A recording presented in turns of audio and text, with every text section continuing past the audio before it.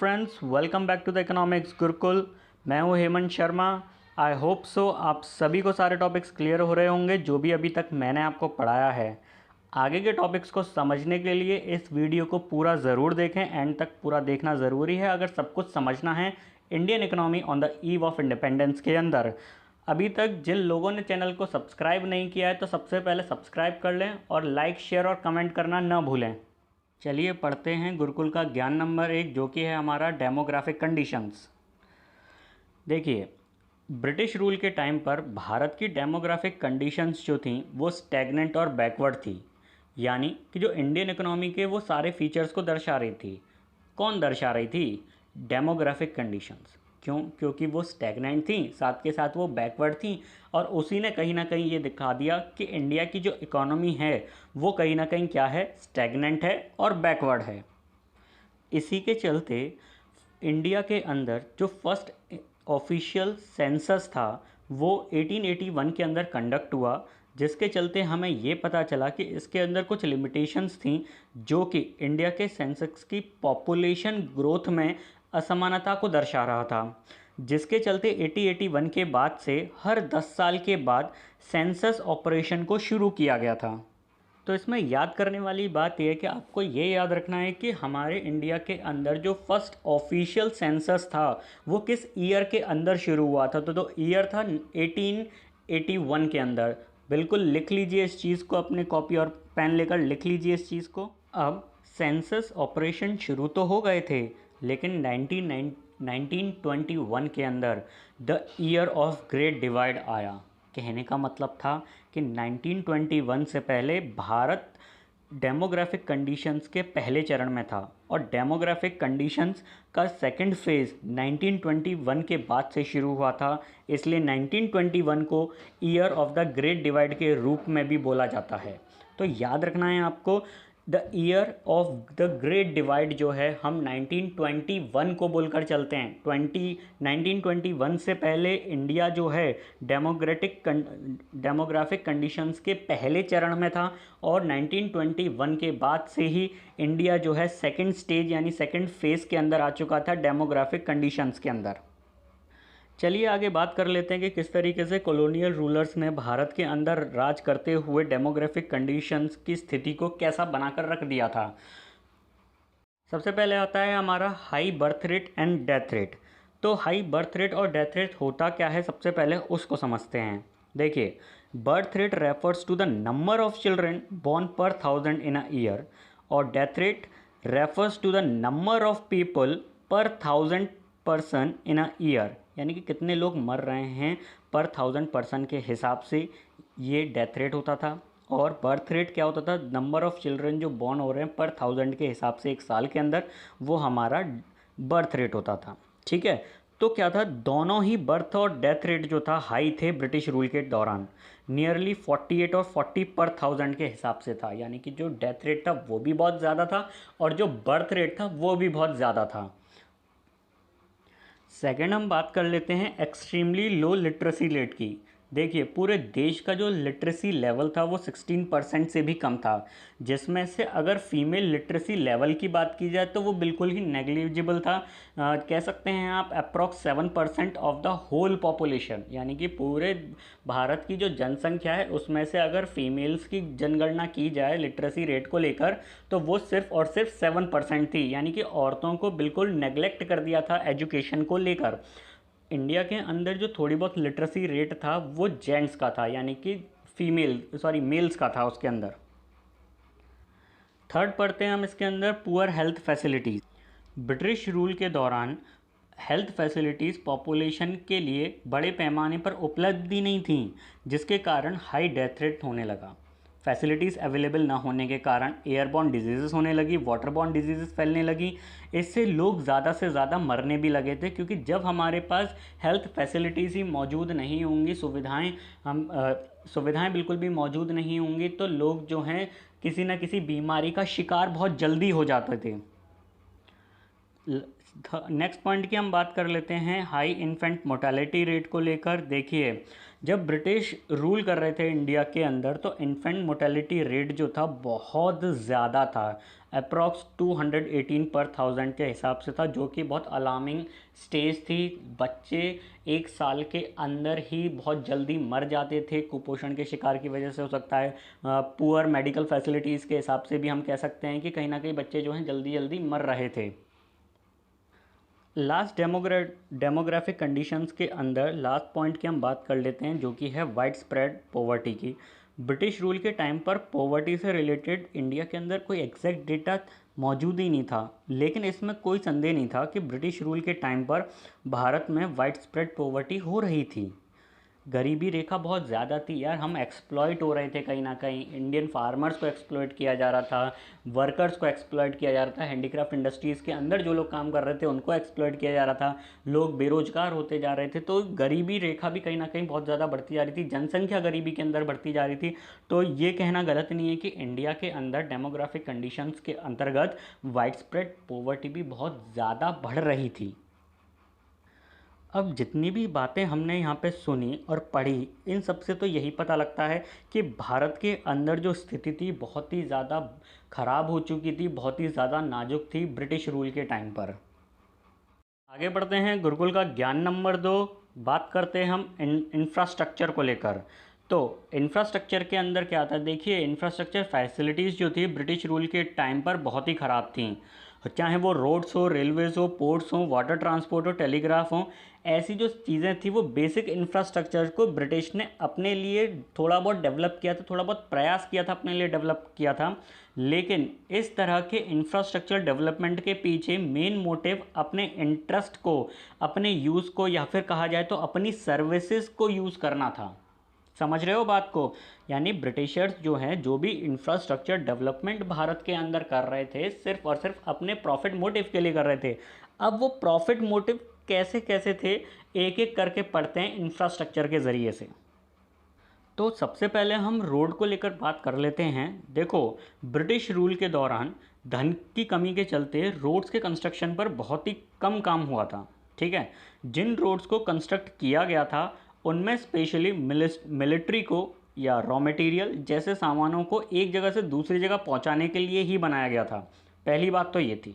दूसरी चीज़ ये कि भारत के अंदर ग्रामीण क्षेत्र में कभी ऑल वेदर रोड्स अवेलेबल ही नहीं थे, उनकी बहुत ज़्यादा शॉर्टेज थी, जिसके चलते लोग काफ़ी ज़्यादा सफ़र कर रहे थे ट्रैवलिंग को।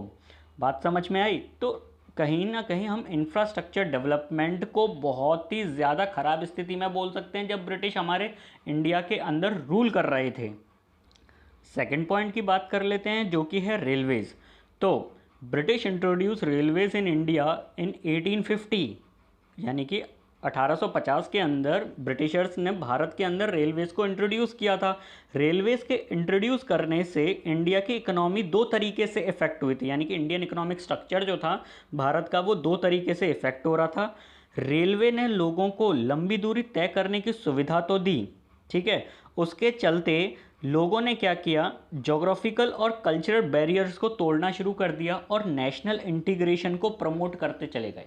यानी कि लोग एकता दिखाते चले गए, लोग एकजुट होते चले गए, और लोगों के बीच में जो ब्रिटिशर्स ने जोग्राफिकल बैरियर्स खड़े कर रखे थे और जो कल्चरल बैरियर्स खड़े कर रहे थे, लोगों ने उनको तोड़ना शुरू कर दिया था। दूसरा benefit commercialisation of Indian agriculture था। कहने का मतलब साफ था कि रेलवेज़ के आने से एग्रीकल्चर का कमर्शियलाइजेशन होना शुरू हुआ, जिसने भारत के विलेज इकोनॉमी को आत्मनिर्भर होने पर काफ़ी ज़्यादा प्रभाव डाला था। किसान जो था रेलवेज़ के ज़रिए दूसरे शहरों के अंदर जाकर अपने गेहूं को या अपनी फसल को बेचकर आ सकते थे। इस टाइप की सुविधा जो थी रेलवेज़ के ज़रिए से हमें मिलने लग गई थी। तो हम बेसिक इंटरेस्ट जो था वो था ब्रिटिशर्स का, लेकिन कुछ इंटरेस्ट जो था वो कहीं ना कहीं इंडियन विलेजर्स ने या इंडियन पॉपुलेशन ने उठाना शुरू कर दिया था। सबसे पहली चीज़ रेलवेज से क्या हुई, रेलवेज़ के आने से जोग्राफिकल और कल्चरल बैरियर्स तोड़ दिए लोगों ने। लोग नेशनल इंटीग्रेशन को प्रमोट करने लगे, एकजुट होने लग गए थे लोग। दूसरा, एग्रीकल्चर को कमर्शलाइज कर दिया गया था, जिससे कि लोग एक जगह से दूसरी जगह पे अपने सामान को बेच सकें। थर्ड पॉइंट की अगर बात की जाए, जो कि है आपका कम्युनिकेशन, देखिए कम्युनिकेशन के अंदर पोस्ट और टेलीग्राफ उस समय के पॉपुलर मोड ऑफ कम्युनिकेशंस थे, ठीक है। भारत में इलेक्ट्रिक टेलीग्राफ महंगे सिस्टम की शुरुआत लॉ एंड ऑर्डर बनाए रखने के उद्देश्य से किया गया था। यानी कि अगर भारत में लॉ एंड ऑर्डर को सही तरीके से मेंटेन करना है तो हमें इलेक्ट्रिक टेलीग्राफ की ज़रूरत थी, वो कि जो कि बहुत ज़्यादा कॉस्टली हुआ करता था उस ड्यूरेशन के अंदर। बात समझो। फिर बात करते हैं हम एयर एंड वाटर ट्रांसपोर्ट को लेकर। तो एयर और वाटर ट्रांसपोर्ट को लेकर ना ब्रिटिशर्स ने मात खाई थी भारत के अंदर। ब्रिटिश गवर्नमेंट ने वाटर और एयर ट्रांसपोर्ट के डेवलपमेंट के लिए उपाय किए, लेकिन उनका विकास जो हुआ ना वो सेटिस्फैक्टरी रिजल्ट नहीं दे पाया। तो इसके चलते ब्रिटिशर्स ने एयरवेज और वाटर ट्रांसपोर्ट्स को निगलेक्ट करना शुरू कर दिया। बात समझिए। इंफ्रास्ट्रक्चर डेवलपमेंट के पीछे ब्रिटिश गवर्नमेंट का मेन मोटिव जो था अपने कॉलोनियल इंटरेस्ट को पूरा करना था, न कि बेसिक एमिनिटीज़ प्रोवाइड करना।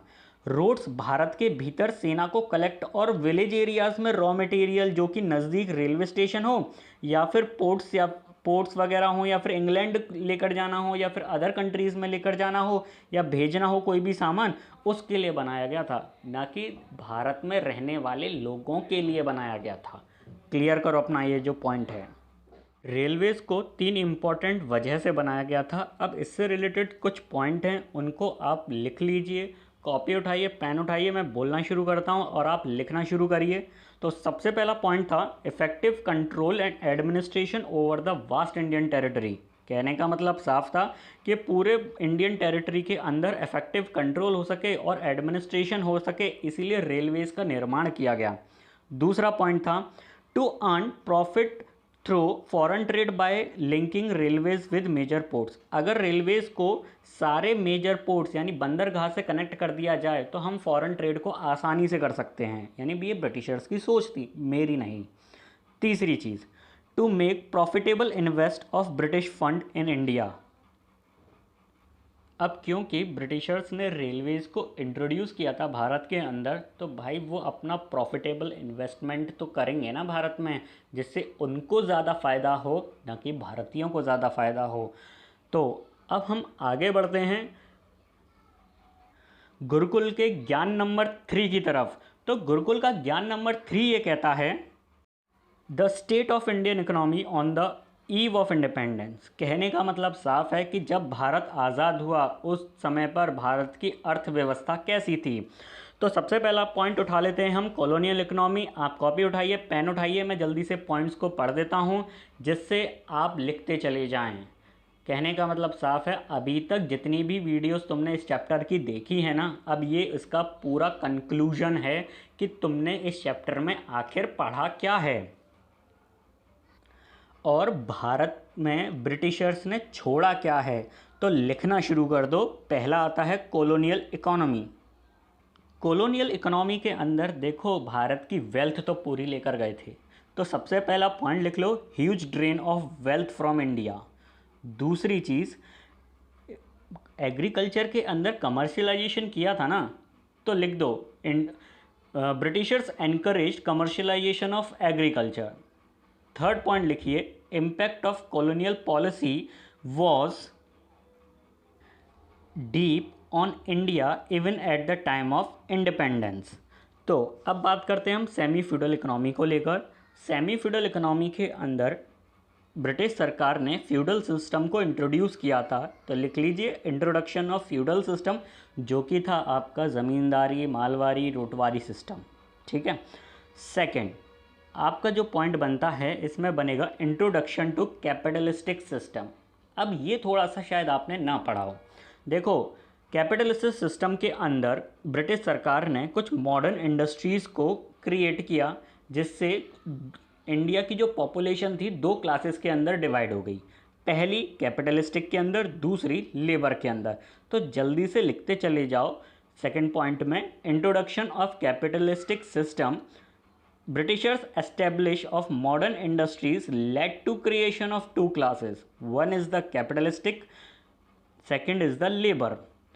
थर्ड पॉइंट की बात करते हैं जो कि है आपका स्टैगनेंट इकोनॉमी। तो स्टैगनेंट सीधी सी बात थी यार, देश की अर्थव्यवस्था को बिल्कुल ठहरा कर रख दिया था ब्रिटिशर्स ने। तो stagnant economy is one which is growing at a very low rate.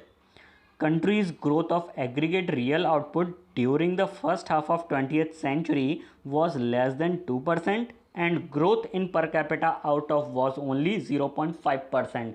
ये आपको पहले भी बताया जा चुका है स्टैग्नेंट इकोनॉमी को लेकर, तो प्लीज़ भूलिएगा मत और वीडियो सही से देखा करो। आगे बात करते हैं हम बैकवर्ड इकोनॉमी को लेकर। तो बैकवर्ड इकोनॉमी को लेकर पूरा वीडियो है यार इसके ऊपर। तो लो प्रोडक्टिविटी, लो पर कैपिटा इनकम था भारत का, ट्रेडिशनल मेथड ऑफ एग्रीकल्चर हम कर रहे थे, हाई बर्थ रेट और डेथ रेट अभी अभी जस्ट पढ़ा है तुमने, और मास लिटरेसी रेट था। समझ रहे हो ना बात? तो ये जो की पॉइंट्स हैं लिखते चले जाओ, क्योंकि ये पूरा का पूरा टॉपिक ही 6 नंबर के अंदर बनता है सीबीएसई के अंदर। अब नेक्स्ट पॉइंट की बात करते हैं जो कि है डिप्लीटेड इकोनॉमी। डिप्लीटेड इकोनॉमी को हम डेप्रीशिएटेड इकोनॉमी के नाम से भी जानते हैं। अब डेप्रीशिएटेड इकोनॉमी के अंदर क्या लिखना है तुम्हें, लिखो चलो। No arrangement have been made to replace the physical asset depreciated due to the excessive use. कहने का मतलब साफ था कि भारत के अंदर जो भी रॉ मटेरियल था ना, उसका ब्रिटिशर्स ने बहुत ही ज़्यादा एक्सेस यूज़ किया था, एक्सेस यूज़ किया। अब इससे हुआ क्या, फिजिकल एसेट्स को तो उन्होंने रिप्लेस नहीं किया, लेकिन हमारे रॉ मटेरियल को एक्सेस में यूज़ करते हुए चले गए थे। लास्ट पॉइंट लिखिए, एम्प्यूटेड इकोनॉमी। एम्प्यूटेड इकोनॉमी होता क्या है देख लो एक बार। The British policy divide and rule. भाई ब्रिटिशर्स की एक पॉलिसी थी ना, डिवाइड करो और राज करो, ठीक है। Always promoted discrimination between various groups on the basis of caste, religion, language and culture. As a result during independence countries geographically divided into two parts, that is your India and Pakistan। Amputated economy साफ कहती है कि British ने एक policy अपनाई थी जो था डिवाइड एंड रूल पॉलिसी। इसके अंदर डिस्क्रिमिनेशन को बढ़ावा दिया जाता था ब्रिटिशर्स के द्वारा वेरियस ग्रुप्स को लेकर, कास्ट को लेकर, रिलीजन को लेकर, लैंग्वेजेस को लेकर या कल्चर को लेकर। इसके चलते डिवाइड एंड रूल पॉलिसी के चलते जब भारत आज़ाद हुआ था ना, तो भाई 2 हिस्सों में बटा, पहला था इंडिया, दूसरा बना पाकिस्तान। ये हमें ब्रिटिशर्स ने सौगात में दिया, ठीक है। तो यहाँ पर आपका पूरा टॉपिक है कंप्लीट हो चुका है, चैप्टर भी आपका इसमें कंप्लीट हो चुका है। अगर कोई भी चीज़ समझ में नहीं आई हो तो कमेंट बॉक्स के अंदर कमेंट ज़रूर करें, और समझ में बिल्कुल अच्छे से आ गया हो तो आगे इसको शेयर करें अपने दोस्तों को, सब्सक्राइब कर लें अगर आप लोगों ने सब्सक्राइब नहीं किया है तो जय हिंद, जय भारत। एक सूचना आपको ज़रूर देना चाहूँगा कि ये जो भी टॉपिक्स इस वक्त करवाए जा रहे हैं वो सारे 2020-21 के सेशन के अकॉर्डिंग है, जो सीबीएसई की गाइडलाइन है। Means as per the latest syllabus of CBSE 2020 and 21 with deleted syllabus by CBSE. तो आप इस बात पे कन्फ्यूजन ना क्रिएट करें कि इस वीडियो के अंदर डिलीटेड सिलेबस को भी इंक्लूड करके पढ़ाया जा रहा है। नहीं, 2020 और 21 का जो सेशन है उसके अंदर हमने इसमें से जो पोर्शन सीबीएसई ने हटवा दिया है उसको हमने भी हटा दिया है, तो आपको वही पढ़ाया जाएगा जो इस साल आने वाला है बोर्ड में आपके लिए।